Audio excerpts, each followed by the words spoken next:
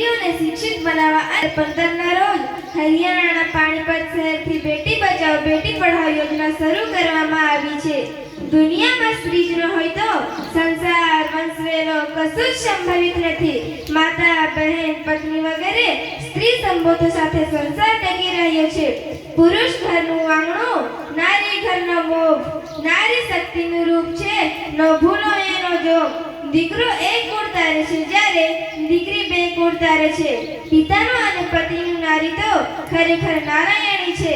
કેટલાક લોકોના મનમાં એવી માનસિકતાઓ ઘર કરી ગઈ છે કે દીકરી તો પારકું ધન ગણાય છે, જો દીકરો હશે તો મોટો થઈને તેમની સેવા કરશે।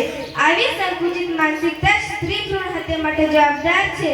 વિવિધ યોજના અને સરકારના અથાગ પ્રયત્નોથી આજે સ્ત્રીને મોભાનું સ્થાન પ્રાપ્ત થયું છે।